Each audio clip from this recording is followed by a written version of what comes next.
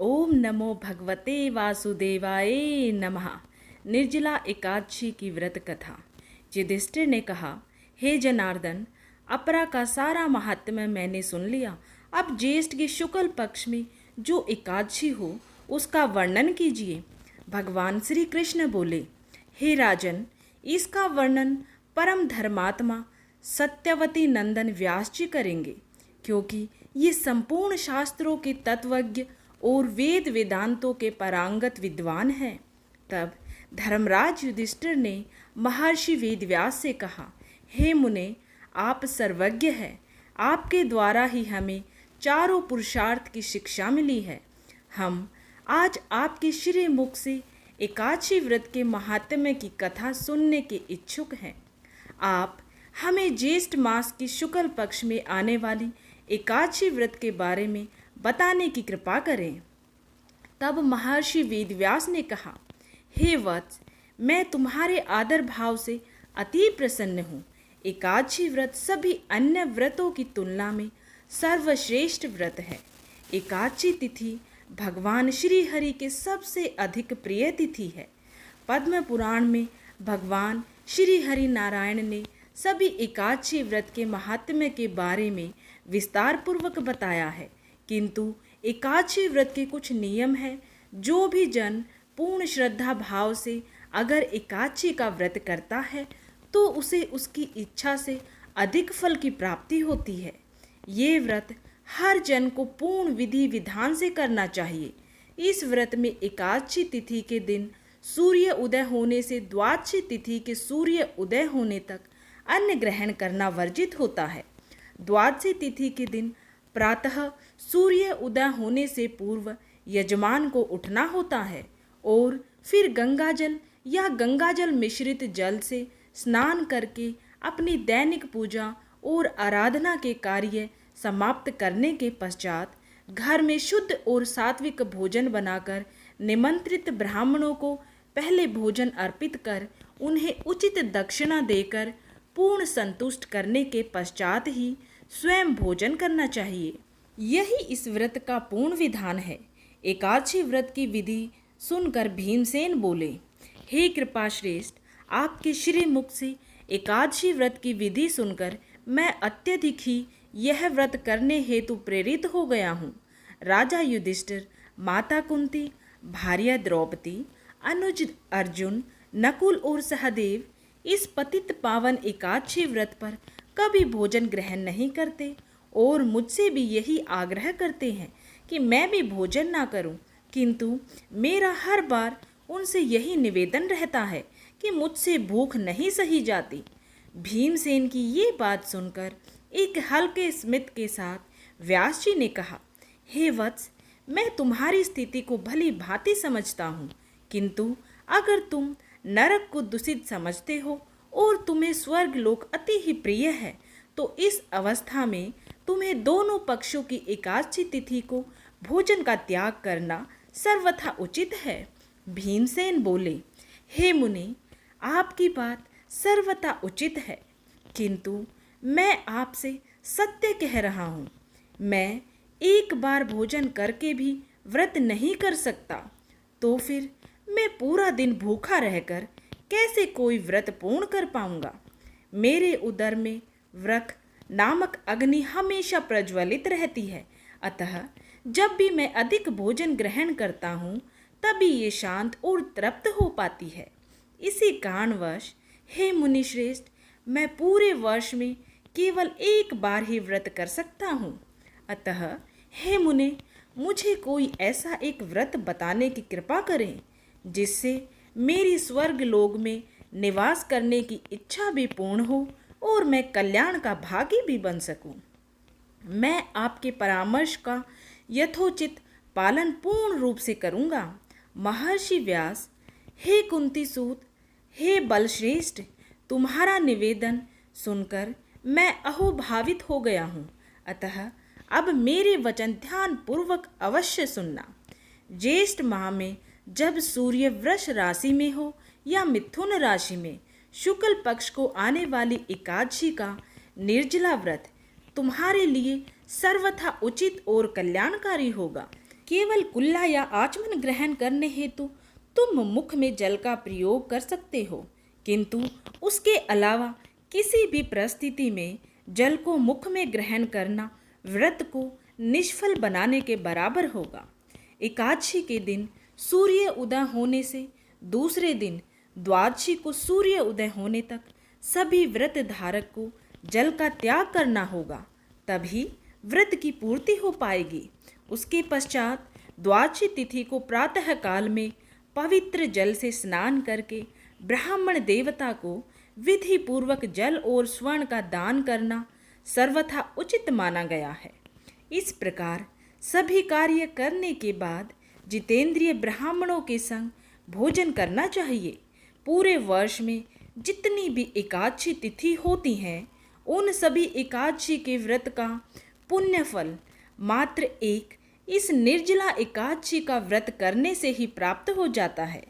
इस बात में कोई दो मत नहीं है।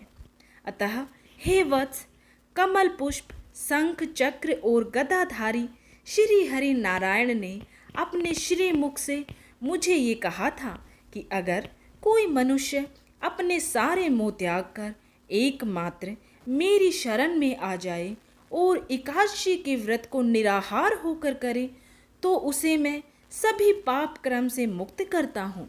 निर्जला एकादशी को पूर्ण श्रद्धा से इस व्रत का पालन और श्री हरि विष्णु का पूजन करना चाहिए। इस व्रत के करने से संसार में व्रतधारी स्त्री हो या फिर कोई पुरुष, अगर उसने मेरु पर्वत के समान भी पाप ही क्यों न किए हो, तो भी उसके सारे पाप क्रम नष्ट हो जाते हैं।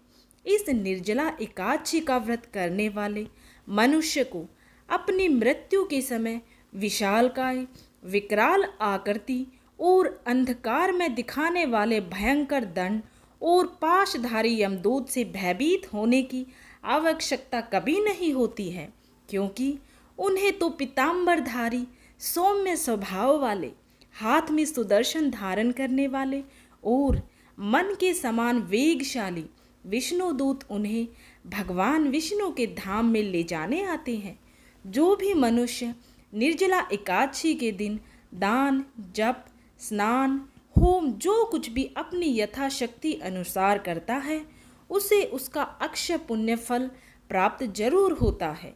निर्जला एकादशी का व्रत जो भी मनुष्य पूरे विधि विधान से भगवान श्री हरि नारायण में पूरी श्रद्धा रख के करता है, उसे परम वैष्णव पद की प्राप्ति हो जाती है। किंतु जो भी मनुष्य एकादशी के दिन अन्न खाता है, वो पाप का भागी बनता है। इस पृथ्वी लोक में वो चांडाल के समान है और मृत्यु के पश्चात वो दुर्गति को प्राप्त होता है। यही नहीं, जो भी मनुष्य ज्येष्ठ माह के शुक्ल पक्ष को आने वाली एकादशी तिथि पर उचित दान करता है, उसे परम पद की प्राप्ति सहज ही हो जाती है। और जिस मनुष्य ने अपने जीवन काल में ब्रह्म हत्या, मदिरा सेवन, पर स्त्री गमन, चोरी या गुरुद्रोह जैसे कठोर पाप किए हो, और वो अगर इस निर्जला एकादशी का व्रत करता है, तो उसे इन सब पापों से मुक्ति प्राप्त होती है। अतः हे कुंती पुत्र, निर्जला एकादशी के शुभ दिन सभी स्त्री पुरुषों के लिए विशिष्ट दान और कर्तव्य निर्धारित है। तुम हुए भी सुनो। सागर तल में शयन करने वाले भगवान विष्णु का पूजन और आराधना कर जल में धेनु का दान करना चाहिए, या फिर धृतमयी धेनु या प्रत्यक्ष धेनु का दान करना सर्वथा उत्तम माना गया है। द्वादशी के दिन उचित दक्षिणा और विभिन्न मिष्ठानों द्वारा ब्राह्मणों को संतुष्ट करना चाहिए। ऐसा करने से ब्राह्मण देवता निश्चित रूप से संतुष्ट होते हैं और उनकी संतुष्टि पर भगवान श्री हरि नारायण व्रतधारी मनुष्य को मोक्ष प्रदान करते हैं। जिस भी मनुष्य ने पूर्ण श्रद्धा भाव से शम, दम और दान में लीन होकर भगवान श्री हरि की पूजा और रात्रि जागरण करते हुए इस पाप नाशिनी निर्जला एकादशी का व्रत किया हो, वो अपने साथ अपनी पूर्व 100 पीढ़ियों और आने वाली 100 पीढ़ियों को भी भगवान श्री हरि के परम धाम पहुंचा देता है। इसमें लेश मात्र भी संशय नहीं है। हर मनुष्य को अपने जीवन काल में निर्जला एकादशी का अचूक व्रत करना चाहिए और उचित दान करना अति ही अनिवार्य है। यहाँ निर्जला एकादशी के दिन गो, जल, वस्त्र, अन्न, सुंदर आसन, छाता और कमंडल का दान किया जाता है। जो भी व्रतधारी सुपात्र और श्रेष्ठ ब्राह्मण गण को पादुका का दान करता है, वह स्वर्ण विमान में बैठकर निश्चित रूप से स्वर्ग लोक को जाता है। यही नहीं, जो भी मनुष्य इस एकादशी व्रत का पठन या श्रवण करता है, वह स्वर्ग लोक में निवास करता है। चतुर्दशी युक्त अमावस्या को सूर्य ग्रहण के दिन जो भी मनुष्य श्राद्ध करके जिस फल को प्राप्त करता है, वही फल उसे इस निर्जला एकादशी के व्रत के प्राप्त होता है। सर्वप्रथम हर मनुष्य को दंत धावन करते हुए ये प्रण लेना चाहिए कि मैं भगवान श्री हरि की प्रसन्नता हेतु इस निर्जला एकादशी को निराहार रहकर आचमन के अतिरिक्त अपने मुख में जल ग्रहण नहीं करूँगा। द्वादशी के दिन सर्वेश्वर भगवान श्री हरि का गंध, धूप, सुंदर वस्त्र और पुष्प से विधि विधान पूर्वक पूजन करके जल के घड़े का दान संकल्प लेते हुए निम्नलिखित वाक्य का उच्चारण करना चाहिए। संसार रूपी सागर से हमें तारने वाले हे प्रभु श्री हरि, इस जल के घड़े का दान करने से हमें परम गति की प्राप्ति करवाइए। हे महाबली भीमसेन, ज्येष्ठ माह के शुक्ल पक्ष में आने वाली एकादशी के दिन निर्जल व्रत करना चाहिए। इस दिन श्रेष्ठ ब्राह्मणों को आमंत्रित कर उनका पूजन करके उन्हें जल और शक्कर का दान के साथ साथ जल के घड़े का दान करना अति ही उत्तम माना जाता है। इस दान के फलस्वरूप मनुष्य श्री हरि के अधिक निकट पहुंच जाता है और परम आनंद की अनुभूति करता है। तत्पश्चात द्वादशी तिथि को ब्राह्मणों को आमंत्रित कर उन्हें सात्विक भोजन अर्पण करने के बाद ही स्वयं भोजन करना चाहिए। जो भी मनुष्य इस प्रकार से विधि विधान पूर्वक इस पाप नाशिनी निर्जला एकादशी का व्रत करता है, उसे अवश्य ही परम पद की प्राप्ति होती है।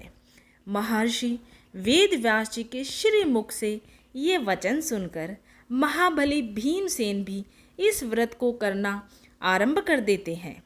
उस समय से इस लोक में इस एकादशी को भीम एकादशी, पांडव एकादशी, भीमसेन एकादशी, निर्जला एकादशी के नाम से जाना जाता है। ज्येष्ठ मास के शुक्ल पक्ष की इसी एकादशी के दिन भगवान श्री कृष्ण ने माता रुक्मिणी का हरण किया था। अतः इस एकादशी को इसीलिए रुक्मिणी हरण एकादशी भी कहा जाता है। तो उम्मीद है आप सभी को ये निर्जला एकादशी की कथा, ये वीडियो पसंद आई होगी। अगर आप सभी को ये कथा पसंद आई है और आप श्री हरि नारायण भगवान के सच्चे भक्त हैं तो कमेंट बॉक्स में हरिओम नमो नारायण जरूर लिखें। और अगर आपने चैनल को अभी तक सब्सक्राइब नहीं किया है तो ऐसे ही अपने सनातन धर्म से जुड़े व्रत, त्योहार और पूजा पाठ के बारे में संपूर्ण जानकारियाँ प्राप्त करने के लिए चैनल को सब्सक्राइब जरूर करें और बेल आइकन को जरूर प्रेस कर दें ताकि सभी नोटिफिकेशन आप सभी को टाइम से मिल जाएं।